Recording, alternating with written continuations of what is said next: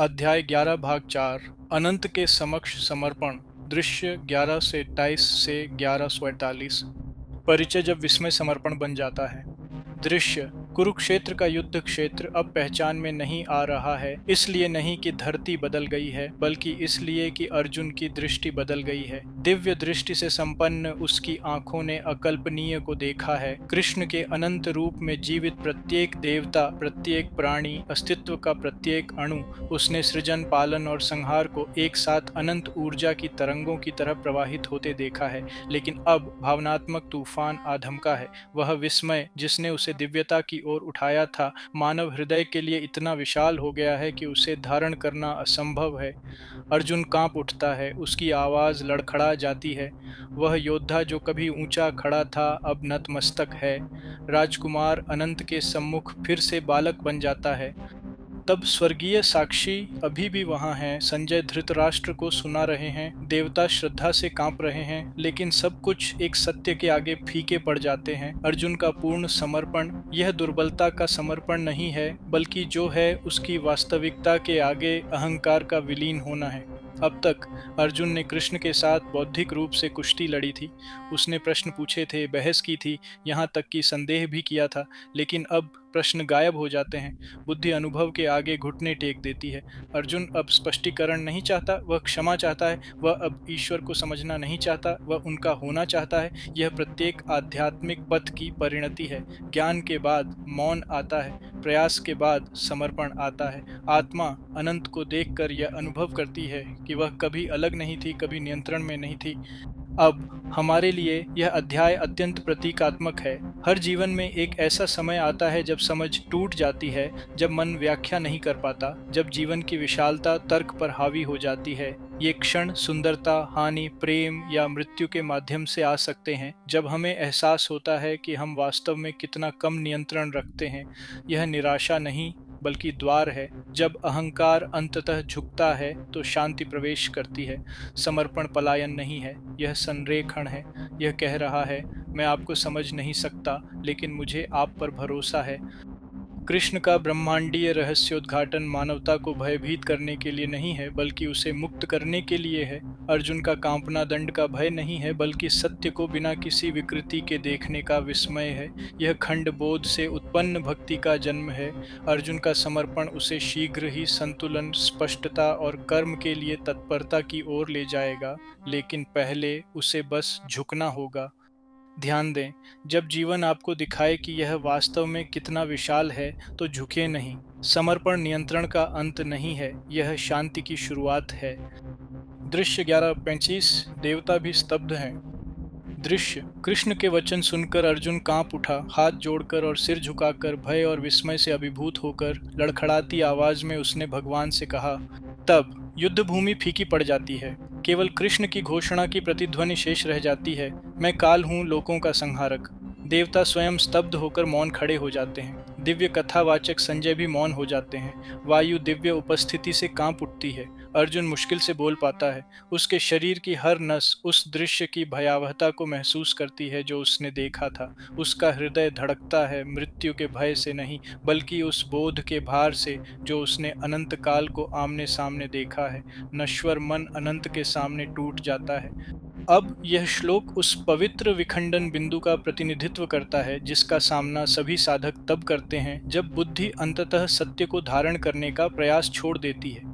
हम जीवन का अधिकांश भाग प्रबंधन, विश्लेषण और व्याख्या करने में ही व्यतीत कर देते हैं, लेकिन जब ध्यान, संकट और प्रेम के माध्यम से वास्तविक जागरूकता का उदय होता है, तो अहंकार उसे सहन नहीं कर पाता। वह कांपता है, कमजोरी से नहीं, बल्कि समर्पण से। आधुनिक अध्यात्म अक्सर नियंत्रण को महिमा मंडित करता है। अपने भाग्य को प्रकट करो, अपनी वास्तविकता को आकार दो। कृष्ण का रहस्योद्घाटन इसके विपरीत सिखाता है। सत्य आपको आकार देता है। आत्मा का ज्ञान तब शुरू होता है जब अहंकार की व्याख्या समाप्त हो जाती है। ध्यान विस्मय अहंकार को शांत करता है। जब आप सत्य के सामने कांपते हैं, तो आप अंततः स्पष्ट रूप से देख पाते हैं। दृश्य 11:36। दुनिया खुशियां मनाती है और कांपती है। दृश्य अर्जुन ने कहा, हे कृष्ण, संसार आपकी स्तुति करके आनंदित और प्रसन्न होता है। भयभीत राक्षस सभी दिशाओं में भाग जाते हैं और सिद्धों की समस्त सेनाएं आपको नमन करती हैं। तब अर्जुन का भय श्रद्धा में बदल जाता है। वह समझता है कि ब्रह्मांड कृष्ण के प्रति दो तरह से प्रतिक्रिया करता है। धर्मी आनंदित होते हैं, अभिमानी कांपते हैं। धर्म से जुड़े लोग मुक्ति का अनुभव करते हैं, अहंकार से चिपके लोग विनाश का अनुभव करते हैं। अब वह देखता है कि आनंद और भय विपरीत नहीं, बल्कि चेतना की प्रतिक्रियाएं हैं। वही प्रकाश जो पवित्र को जगाता है, अभिमानी को अंधा कर देता है। सृष्टि स्वयं स्तुति का एक स्वर है, जिसका प्रत्येक तत्व अपने अस्तित्व के माध्यम से कृष्ण का गान करता है। अब यह श्लोक आधुनिक जीवन पर पूरी तरह लागू होता है। प्रबुद्ध लोग चुनौतियों को अवसर मानते हैं, जबकि जो तैयार नहीं हैं वे उन्हें खतरे के रूप में देखते हैं। प्रकाश पक्ष नहीं चुनता, वह बस प्रकट करता है। जब हम सत्य के साथ तालमेल बिठाकर जीते हैं तो हम स्पष्टता में आनंदित होते हैं। जब हम उसका विरोध करते हैं तो भय उत्पन्न होता है। अर्जुन की अंतर्दृष्टि विश्वास का वास्तविक अर्थ दर्शाती है। अंध स्वीकृति नहीं, बल्कि दिव्य लय के साथ सामंजस्य। संसार हमारे चारों ओर नहीं घूमता, ये दिव्यता के भीतर घूमता है। ध्यान, जहाँ अहंकार कांपता है वहाँ जागृत व्यक्ति आनंदित होता है। वही सत्य आपको मुक्त करता है या भयभीत करता है, यह इस बात पर निर्भर करता है कि आपका हृदय कितना खुला है। दृश्य 1137 आप सभी का स्रोत है। दृश्य, हे महान प्रभु, वे आपके सामने क्यों न झुकें। आप आदि रचयिता हैं, ब्रह्मांड के अनंत आश्रय हैं, अविनाशी हैं, सत और असत हैं, और वह जो इन दोनों से परे हैं। तब अर्जुन के शब्द अब पूजा की तरह प्रवाहित होते हैं। वह कृष्ण को एक व्यक्तिगत देवता के रूप में नहीं, बल्कि परम, हर चीज के स्रोत और पदार्थ के रूप में देखता है। ईश्वर अब प्रार्थना करने के लिए कोई बाहरी सत्ता नहीं, बल्कि स्वयं समग्रता है। सृजनकर्ता, रक्षक और संहारक शब्द अपने अलग अलग अर्थ खो देते हैं। ये सभी एक ही शाश्वत चेतना के पहलू हैं। अर्जुन का बोध धर्म से परे शुद्ध सत्य में विस्तारित होता है। कृष्ण केवल अस्तित्व ही नहीं है, बल्कि उससे परे का पारलौकिकता भी है, वह स्थान जहाँ विपरीत विलीन हो जाते हैं। अब यह अंतर्दृष्टि शाश्वत है। हम भी अक्सर ईश्वर को एक सहायक, एक रक्षक, एक न्यायाधीश की भूमिकाओं तक सीमित कर देते हैं, लेकिन सच्ची आध्यात्मिकता इस दृष्टिकोण का विस्तार करती है। ईश्वर कोई बाहरी व्यक्ति नहीं है, बल्कि दृश्य, अदृश्य और उससे परे हर चीज के पीछे छिपी वास्तविकता है। इस सत्य को पहचानने से निर्भरता समाप्त हो जाती है और विश्वास गहरा होता है। जीवन जो मैं चाहता हूँ उसे पाने के बारे में नहीं, बल्कि जो है उसमें भाग लेने के बारे में हो जाता है। ध्यान, ईश्वर संसार का हिस्सा नहीं है, संसार ईश्वर का हिस्सा है। जब आप यह देखते हैं तो आराधना जागरूकता बन जाती है। दृश्य 1138 प्राचीन और सर्वज्ञ। दृश्य, आप आदि देव हैं, आदि पुरुष हैं, आप इस ब्रह्मांड के सर्वोच्च आश्रय हैं, आप सब कुछ जानते हैं और आप ही वह सब हैं जो जानने योग्य है। तब अब अर्जुन कृष्ण की स्तुति अनादि और सर्वज्ञ शाश्वत चेतना जो सब कुछ देखती है, दोनों के रूप में करता है। उसे बोध होता है कि दिव्य ज्ञान सूचना नहीं, बल्कि सर्वव्यापी है। कृष्ण सब कुछ जानते हैं क्योंकि सब कुछ उनके भीतर है। इस बोध में अर्जुन का भय भक्ति में बदलने लगता है। अब वह विशालता से भयभीत नहीं होता, उसे अपनेपन से सुकून मिलता है। अनंत पराया नहीं है, वह घर है। अब यह श्लोक आधुनिक साधकों के लिए एक गहन आध्यात्मिक सत्य को उद्घाटित करता है। बिना बुद्धि के ज्ञान अलग करता है, जागरूकता जोड़ती है। जब आप चेतना को अपने वास्तविक स्वरूप के रूप में पहचान लेते हैं तो जीवन बेतरतीब लगने लगता है। जो कुछ भी घटित होता है वह दिव्य बुद्धि के भीतर घटित होता है। परम ध्याता आपका मन नहीं, बल्कि उसके पीछे की जागरूकता है, जो प्रत्येक प्राणी के भीतर कृष्ण की चिंगारी है। ध्यान, ईश्वर को जानने का अर्थ है यह एहसास करना कि ईश्वर आपको जानते हैं। विश्वास रखें कि आकाश गंगाओं को धारण करने वाली अनंत बुद्धि आपके कदमों का मार्गदर्शन भी करती है। दृश्य 1129 हर दिशा से अभिवादन। दृश्य, हे अनंत शक्ति और रूप, आपको आगे पीछे हर ओर से नमस्कार है। आप सब में व्याप्त हैं। इसलिए आप ही सब कुछ हैं। फिर अर्जुन एक बार नहीं बल्कि अनंत बार पूर्ण रूप से प्रणाम करता है। हर दिशा पवित्र है क्योंकि हर दिशा में कृष्ण विराजमान है। ईश्वर का कोई दूसरा पक्ष नहीं है। आगे पीछे ऊपर नीचे सभी ईश्वरीय विस्तार में है। यह श्लोक समर्पण का सार प्रस्तुत करता है। अहंकार सभी दिशाओं में झुक जाता है क्योंकि ऐसा कोई स्थान नहीं है जहां ईश्वर न हो। मैं और तू की अवधारणाएं शुद्ध श्रद्धा में विलीन हो जाती हैं। अब हमारे लिए यह सर्वव्यापकता को धर्मशास्त्र के रूप में नहीं बल्कि अनुभूति के रूप में सिखाता है। ईश्वर कोई विश्वास करने योग्य विचार नहीं बल्कि प्रत्येक व्यक्ति, प्रत्येक श्वास, प्रत्येक परिस्थिति में जागृत होने योग्य एक उपस्थिति है। सच्चा समर्पण एक बार घुटने टेकना नहीं बल्कि आंतरिक रूप से झुकने की मुद्रा में रहना है। जब निर्णय की जगह विनम्रता आ जाती है तो हर क्षण आराधना का एक रूप बन जाता है। ध्यान पवित्रता सर्वत्र है। जितना अधिक आप अपने भीतर झुकेंगे उतना ही अधिक ब्रह्मांड शांति से आपके सामने झुकेगा। दृश्य 1140 असीमित परे। दृश्य आप वायु, अग्नि, जल, चंद्रमा और सृष्टिकर्ता सब कुछ हैं। आप अज्ञेय परमेश्वर हैं। आपको हर दिशा से हजार बार बार बार बार बार नमस्कार। तब अर्जुन की स्तुति काव्यात्मक परमानंद तक पहुंचती है। शब्द उमड़ पड़ते हैं। प्रत्येक तत्व ईश्वर का नाम बन जाता है। वायु, जल, प्रकाश, अग्नि, ये तत्व अब वस्तुएं नहीं बल्कि दिव्यता की अभिव्यक्तियां हैं। संसार शास्त्र बन गया है और अर्जुन की वाणी प्रार्थना बन गई है। उसका समर्पण पूर्ण है। अब भय नहीं, केवल श्रद्धापूर्ण आनंद है। वह देखता है कि विनाश भी ईश्वरीय कृपा थी जो सत्य को प्रकट करने के लिए माया को जला रही थी। उसके द्वारा नमस्कार का दोहराव उस अनंत कृतज्ञता को दर्शाता है जो एक जागृत हृदय को भर देती है। अभी यही वह क्षण है जब भक्ति कर्मकांड से ऊपर उठ जाती है। पूजा अब वह नहीं जो आप करते हैं बल्कि वह है जो आप देखते हैं। जब हर सांस पवित्र लगती है तो हर कर्म अर्पण बन जाता है। ईश्वर दूर नहीं है, वह आपके माध्यम से सांस लेता है।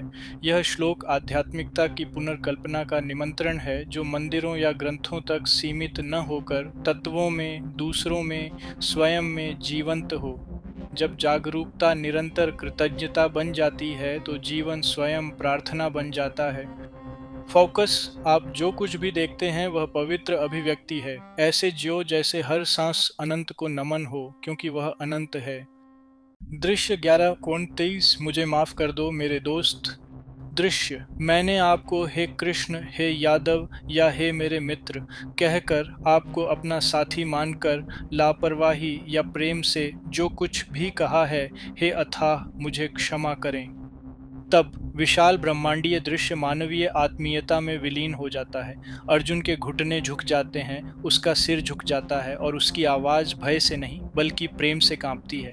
यह बोध उसे विनम्रता से भर देता है। जिस व्यक्ति के साथ उसने कभी मजाक किया था, जिस पर भरोसा किया था और अपने सारथी और मित्र को चिढ़ाया था, वह कोई और नहीं बल्कि स्वयं परम पिता परमेश्वर हैं। उसे विश्राम के दौरान की गई परिचित हंसी के क्षण, युद्ध के दौरान की गई बातचीत और वे क्षण याद आते हैं जब उसने कृष्ण की दिव्यता के बारे में बिना सोचे समझे या बिना सोचे समझे बातें की थीं। अब हर स्मृति विस्मय से भर जाती है। वह गहराई से झुकता है और क्षमा मांगता है, अपराध बोध से नहीं बल्कि श्रद्धा से।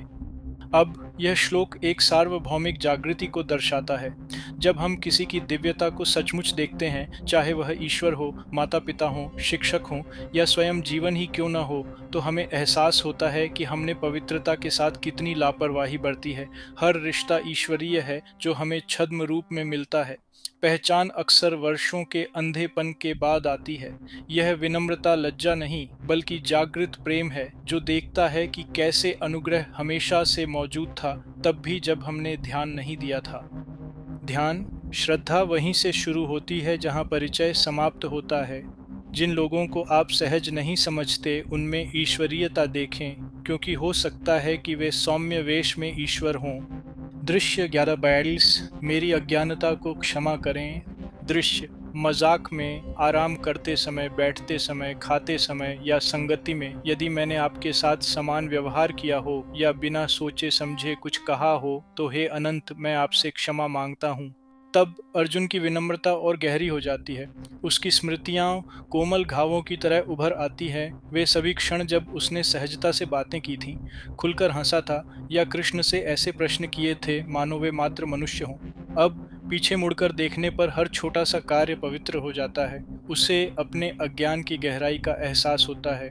यहाँ तक कि रोजाना भोजन करते समय, योजनाएं बनाते समय भी वह समस्त अस्तित्व के स्वामी के पास बैठा होता था। मित्रता की चंचलता अब भक्ति में बदल जाती है और संगति का परिचय पवित्र विस्मय में बदल जाता है। अब हम जीवन में ऐसी ही जागृति का अनुभव करते हैं जब हम पीछे मुड़कर देखते हैं और महसूस करते हैं कि कैसे अनुग्रह हमारे साथ किसी प्रियजन के सहारे, किसी मार्गदर्शक के धैर्य या यहाँ तक कि जीवन की चुनौतियों के रूप में चला जिसने हमें आकार दिया। ईश्वरीय शक्ति शायद ही कभी स्वयं को प्रकट करती है। ये तब तक सामान्य में छिपी रहती है जब तक जागरूकता परिपक्व नहीं हो जाती। ये श्लोक सिखाता है कि आध्यात्मिकता अज्ञानता के लिए अपराध बोध नहीं, बल्कि जागृति के लिए कृतज्ञता है। पहचान ही अतीत का प्रायश्चित है। फोकस कृतज्ञता अज्ञानता को दूर करती है। जब आप उस साधारण चीज की पवित्रता को समझते हैं तो हर पिछली गलती प्रेम की प्रार्थना बन जाती है। दृश्य 11:43 तुम्हारे बराबर कोई नहीं। दृश्य आप सभी प्राणियों के पिता हैं, महानतम हैं, तीनों लोकों में आपके समान कोई नहीं है, फिर आपसे बड़ा कोई कैसे हो सकता है। तब अर्जुन का हृदय अब भक्ति से उमड़ पड़ता है। भय लुप्त हो गया है, उसकी जगह विस्मय और श्रद्धा ने ले ली है। वह कृष्ण को समस्त प्राणियों का पिता घोषित करता है, न केवल एक रचयिता बल्कि शाश्वत पालनहार, नियम और प्रेम दोनों का स्रोत। अर्जुन के लिए यह बोध शांति लाता है। यह जानना कि कृष्ण से बढ़कर कुछ भी नहीं है, इसका अर्थ है कि उनकी इच्छा के बाहर कोई अराजकता नहीं है। ब्रह्मांड अचानक व्यवस्थित, परोपकारी और उद्देश्यपूर्ण प्रतीत होता है। जो हृदय कांपता था अब विश्वास करता है। अब यह श्लोक आज अत्यंत प्रासंगिक है। हम शक्ति, धन, प्रसिद्धि जैसे पदानुक्रमों से विखंडित संसार में रहते हैं। अर्जुन की अंतर्दृष्टि भ्रम को तोड़ती है। कोई भी दूसरे से श्रेष्ठ नहीं है, क्योंकि सभी एक ही स्रोत से उत्पन्न होते हैं। ईश्वर को एक पिता के रूप में देखना मानवता को पवित्र समानता में एकजुट करता है। जब आप यह पहचान लेते हैं कि ईश्वर सर्वोच्च है, तो ईर्ष्या फीकी पड़ जाती है, तुलना समाप्त हो जाती है और शांति का उदय होता है। ध्यान सच्ची भक्ति समानता है। जब आप सभी प्राणियों को एक ही स्रोत की संतान के रूप में देखते हैं, तो प्रतिद्वंद्विता का स्थान श्रद्धा ले लेती है। दृश्य 11:44 अनंत की क्षमा। दृश्य अतः आपको प्रणाम करते हुए, अपने शरीर को दंडवत करते हुए मैं आपकी दया की याचना करता हूँ। मेरे साथ वैसे ही सहन करें जैसे एक पिता अपने पुत्र के साथ, एक मित्र अपने मित्र के साथ या एक प्रेमी अपनी प्रेमिका के साथ करता है। तब अर्जुन पूर्ण समर्पण कर देता है। उसके स्वर में अब भय का कंपन नहीं, बल्कि प्रकट हृदय की कोमलता है। वह दिव्य प्रेम के कोमलतम रूपों, पिता, मित्र, प्रियतम का आह्वान करता है, यह स्वीकार करते हुए कि जिस अनंत शक्ति का उसने अभी अभी अवलोकन किया है वह भी करुणा में निहित है। वह कृष्ण से ब्रह्मांडीय रूप वापस लेने की नहीं, बल्कि अपनी मानवीय अनुभूति की क्षुद्रता को क्षमा करने की प्रार्थना करता है। उसके आंसू पश्चाताप के नहीं, बल्कि पुनर्मिलन के हैं। मानवीय और दिव्य आलिंगन एक बार फिर पदानुक्रम में नहीं, बल्कि प्रेम में होते हैं। अब हमारे लिए यह श्लोक आध्यात्मिक आत्मीयता का सार है। ईश्वर केवल दूरस्थ वैभव नहीं, बल्कि व्यक्तिगत कोमलता है। विस्मय के बाद निकटता आती है, समर्पण के बाद संबंध। भक्ति में जीने का अर्थ है अनंत के साथ कंधे से कंधा मिलाकर चलना, आदरणीय होते हुए भी प्रेम किया हुआ, विनम्र होते हुए भी आलिंगन में। जब हम यह अनुभव करते हैं कि ईश्वर हमारी जागृति से भी अधिक शीघ्र क्षमा कर देते हैं, तो विश्वास पुनः मित्रता में बदल जाता है। ध्यान दें, समर्पण रिश्ते को खत्म नहीं करता, बल्कि उसे और गहरा बनाता है। प्रेम वह है जहाँ विस्मय विराजमान होता है और ईश्वर मुस्कुराता है। दृश्य 11:40 मुझे तुम्हें पहले जैसा देखने दो। दृश्य जो पहले कभी नहीं देखा गया, उसे देखकर मैं बहुत प्रसन्न हूँ, फिर भी मेरा हृदय भय से कांप रहा है। हे प्रभु, मुझे अपना सौम्य रूप पुनः दिखाओ, दया करो। तब मानव लौटता है। अर्जुन अभी भी उस दृश्य की विशालता से स्तब्ध, आश्चर्य और थकान दोनों को स्वीकार करता है। वह ब्रह्मांडीय दृश्य मानव हृदय के लिए सहन करने योग्य नहीं था। वह फिर से झुकता है और धीरे से विनती करता है, मुझे एक बार फिर मुकुट, शंख और मुस्कान के साथ अपने कृष्ण के रूप में आपका दर्शन करने दीजिए। यह क्षण चक्र पूरा करता है। अनंत ने स्वयं को कुचलने के लिए नहीं बल्कि शुद्ध करने के लिए प्रकट किया था। अब जब अर्जुन का अहंकार विलीन हो गया है तो वह तमाशे की नहीं बल्कि ईश्वर के शांत, सुलभ, प्रेममय रूप की उपस्थिति की लालसा करता है। अब यह श्लोक हमारे अपने आध्यात्मिक चक्रों को प्रतिबिंबित करता है। महान जागृति या गहन परिवर्तनों के बाद हम भी संतुलन की तलाश करते हैं। प्रकटीकरण का उद्देश्य मानवीयता से बचना नहीं बल्कि उसे पवित्र करना है। एक बार विस्मय का तूफान टल जाने पर हम जीवन में अधिक शांत, स्पष्ट और अधिक करुणामय होकर लौटते हैं। कृष्ण का दिव्य उद्देश्य कभी भी अभिभूत करना नहीं था बल्कि अर्जुन के भय को विश्वास में और उसके भ्रम को शांत तत्परता में बदलने के लिए जागृत करना था। फोकस अनंत विनम्र बनाता है, फिर स्वस्थ करता है। बौद्ध के तूफान के बाद रिश्ते की शांति आती है। हृदय पुनः दिव्य मित्रता में विश्राम करता है। समापन सारांश, समर्पण की शांति। दृश्य, युद्ध भूमि एक बार फिर शांत हो गई है।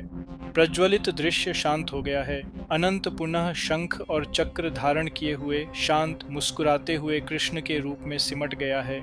अर्जुन अभी भी कांप रहा है, अब भय से नहीं बल्कि शांति से प्रणाम करता है।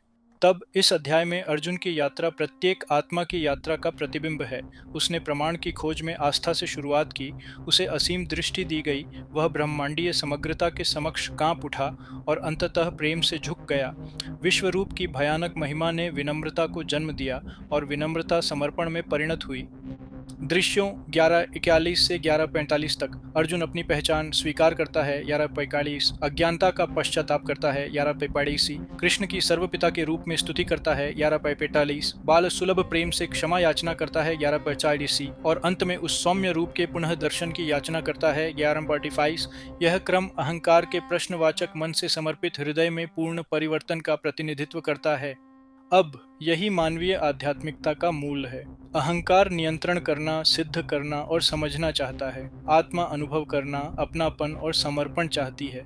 जब जीवन की विशालता हमें हानि, परिवर्तन या रहस्योद्घाटन के माध्यम से अभिभूत करती है तो अहंकार टूट जाता है, लेकिन आत्मा जागृत हो जाती है।